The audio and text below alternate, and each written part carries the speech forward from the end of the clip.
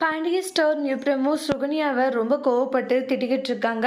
சுகன்யா ஒரு கட்டத்தில் ஆமா இது எல்லாமே நான் தான் பண்ணி இப்போ என்ன உங்களுக்குன்றாங்க. கொஞ்சம் கூட உனக்கு மனசாட்சி இல்லையாடி? உண்மையில நாங்களாம் எந்த அளவுக்கு நம்பிக்கை வச்சோம். ஆனால் எங்கள் எல்லாருமே முட்டாள் மாதிரி இப்படி ஏமாத்திருக்கன்றாங்க. ஆமாம் ஏமாத்துறேன். குமார் ஆசைப்பட்ட ஒருத்தரை கல்யாணம் பண்ணிக்கிறதுல ஒன்றும் தப்பு இல்லையன்றாங்க. ஏன் குமார் அரசு என்ன வேற இதா? இல்லை சொந்தம் தானே. சொந்தத்தில் கல்யாணம் பண்ணிக்கிட்டு அவ்வளோ சந்தோஷமா இருப்பா. குமாரும் சந்தோஷமா இருப்பா அப்படின்றதுனால தான் இப்படி எல்லாம் பண்ணுன்றாங்க. என்னடி சொன்ன அப்படின்னு சொல்லிட்டு கோமதி போட்டு சுகன்யாவை அடி நடிச்சிட்டு இருக்காங்க. அக்கா இவளால இந்த வீட்டில் விட்டு வச்சிருக்கிறதே தப்புன்றாங்க. முதல்ல இவளை இந்த வீட்டை விட துரத்துனா மட்டும்தான் என்னுடைய ஆத்திரமும் அடங்குன்றாங்க. பார்த்தாலே எனக்கு கோபமா வருதுன்னுவாங்க.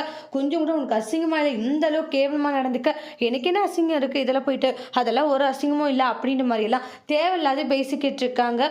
அதனால ஒரு கட்டத்தில் கோமதிக்கு கோவம் வந்துருந்துச்சு. நீ எல்லாம் என்ன ஜென்மனு எனக்கு தெரியல அப்படின்ட்டு சொல்லி மாறி பிரச்சனை பண்ணிட்டு இருக்காங்க.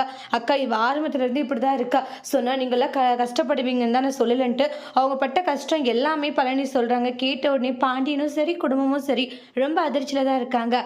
அதோட இந்த ப்ரமோவை முடிச்சிருக்காங்க. தேங்க்யூ.